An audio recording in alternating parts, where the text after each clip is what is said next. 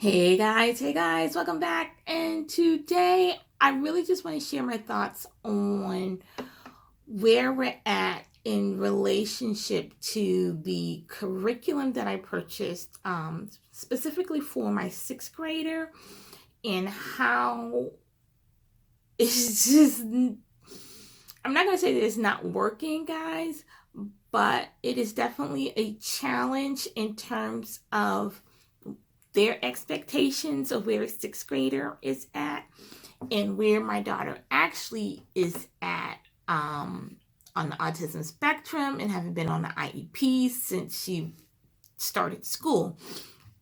And that has been a big challenge for me as mom slash caregiver slash teacher.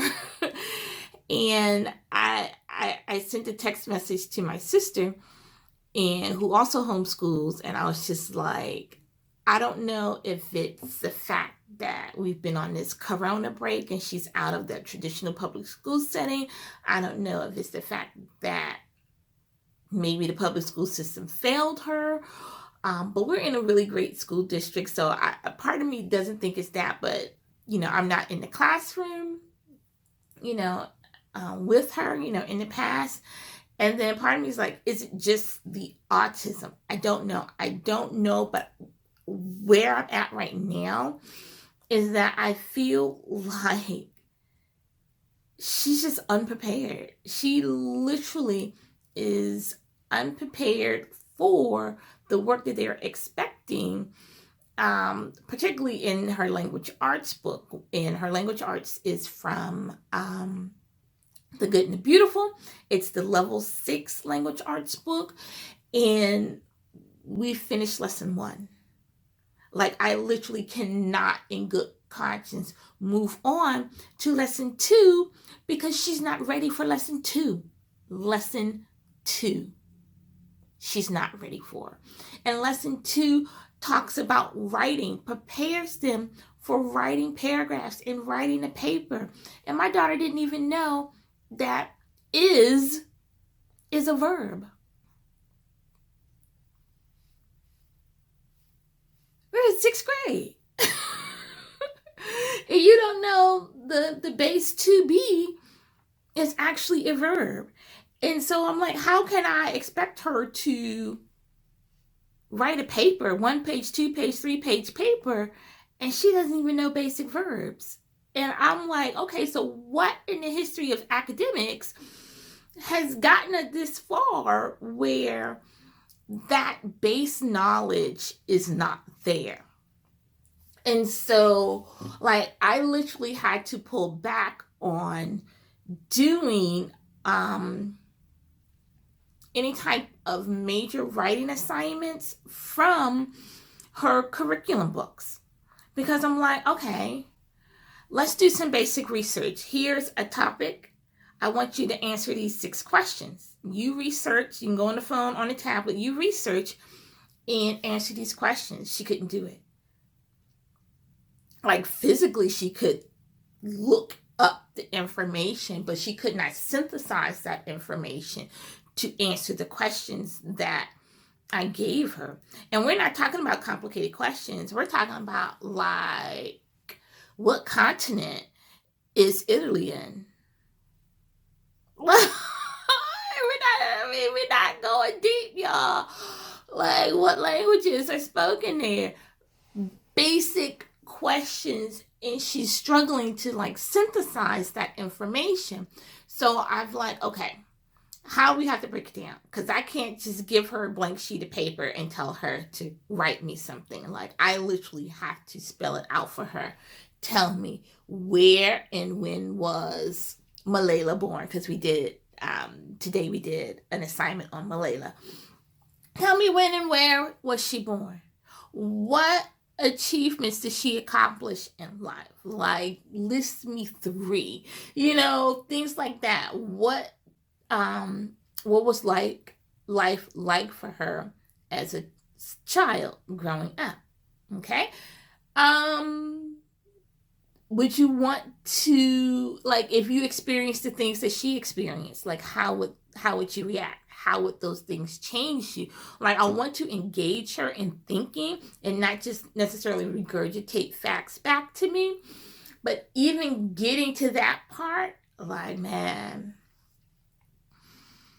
I'm not going to say it's a struggle, but I will say that honestly, as a parent, I thought she was further along than what she is showing me now. Because I have notebooks and bins full of school papers. And I'm realizing that they were just spitting facts. I don't need my child to spit facts. Like, she can script a whole TV show. I know she can spit facts. I need her to understand what is being taught.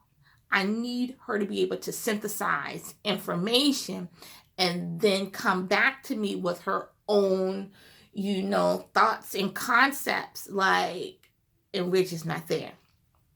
And so that has just been, these last week and a half to 2 weeks has been really eye-opening for me. And so I know I talked about this in my last video if you guys haven't watched it, but this is her study notes. These notes are notes that I sit down and write. And I told my husband the other day, I'm like, I'm not in 6th grade. And there's nothing, we haven't started these subjects, so there's nothing in those subjects yet. But I'm sitting down 3 o'clock, 4 o'clock in the morning writing notes for her so she can be ready.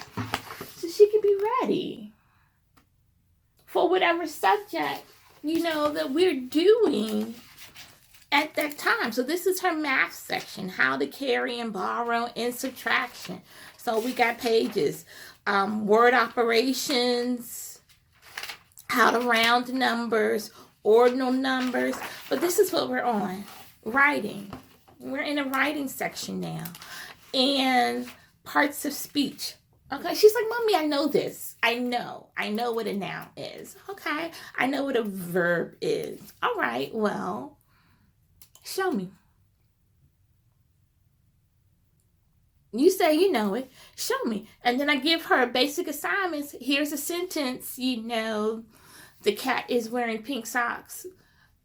Underline all the nouns in that sentence. Underline all the verbs in that sentence. Like, give me where are your adverbs? Where are your adjectives?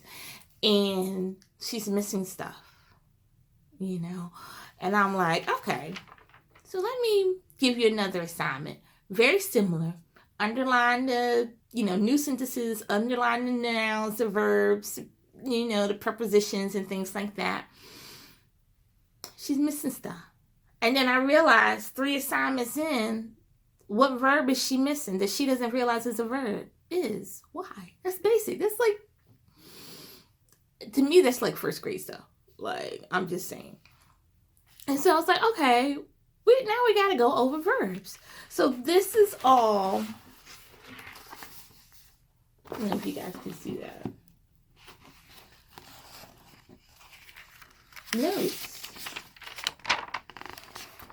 Notes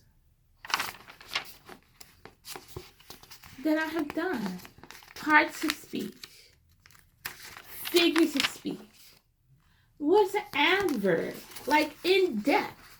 And what do adverbs describe? All of this.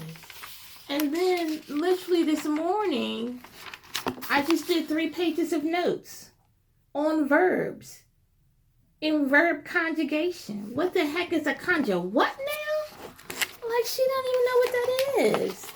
And I'm not faulting her. She's not a teacher. So I'm thinking, how do we get to 6th grade and my daughter doesn't know verbs? And what a verb conjugation is. You don't want to use that big word? Use the word form. What are the different forms of the verbs? And she didn't understand what that is. And so now I'm trying to teach her that. I'm trying to teach her there are regular verbs and irregular verbs.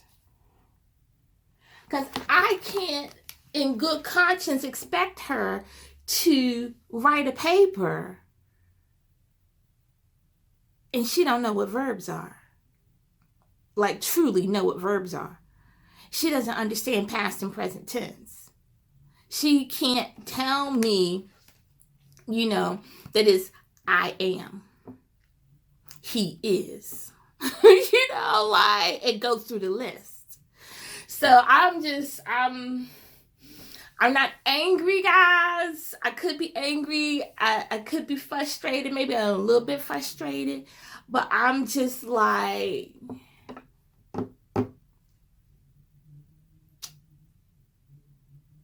this curriculum, I'm feeling a lot of different things. And mainly is like, this curriculum is just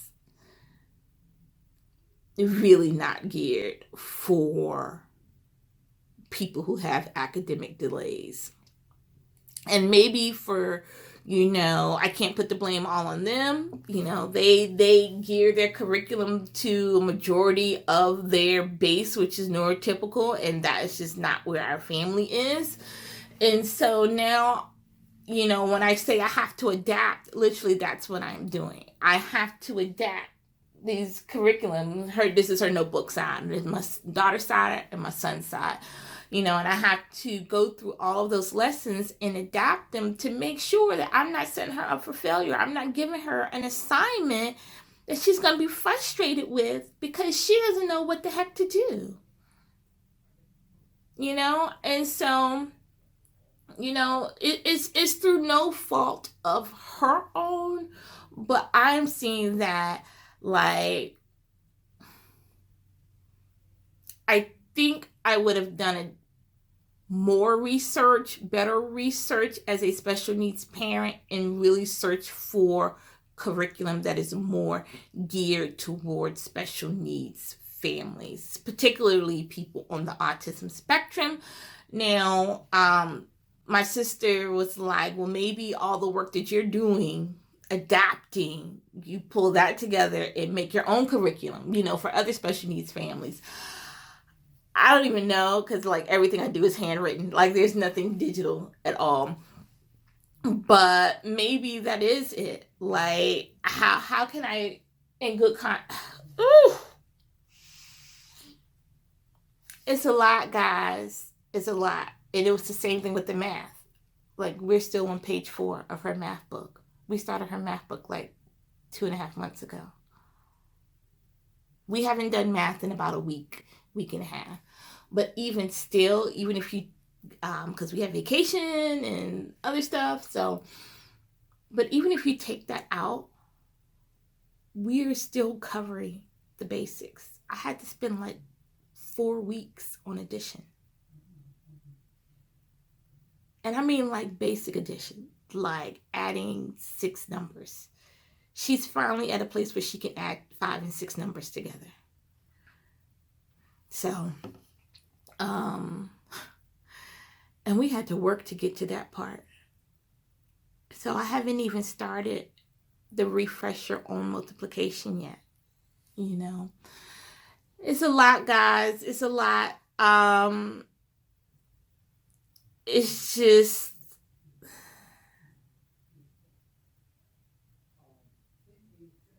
not for my family in the form that this curriculum is. And I'm not knocking the good and the beautiful. I'm not knocking the Becca in terms of, I can knock a Becca for other things, but at least for their mathematics and how things are situated, I cannot knock them for how they're going about teaching, because I actually do like the math book. It's just that my daughter is not on pace for that. And so I kind of wish I had something that kind of pulled the reins back just a little bit, because I don't want to hold her back, but I think we'll have to pull the reins back, on the language arts and on the mathematics, just to make sure that the foundation is laid before we move on to these greater concepts. And that's kind of just where I'm at. I'm feeling a whole bunch of stuff, y'all. I'm feeling a whole bunch of stuff right now. I just had to get that off my chest. So in any event, this is part 12 million of our homeschool journey. And that is life, guys, on the spectrum. So if you are new to the homeschool journey and you have a special needs child, like, my advice would be to do more research than what I did in terms of finding a curriculum, and see if there are any curriculum out there that really is kind of based on a more relaxed or more pulled back, like, academic structure. Because I like The Good and the Beautiful is based on Charlotte Mason principles, so I like that structure. It's just too advanced for my little one, and so that's kind of where I'm working on, and that's where I have to do all of these notes and adaptations and things like that, just to make sure that she has those basic concepts down before we can progress to her writing a paper. She's not ready to write a paper. I don't see, we're in session 4. I don't see us moving on to paper writing until 5 or 6, because we're laying the foundation.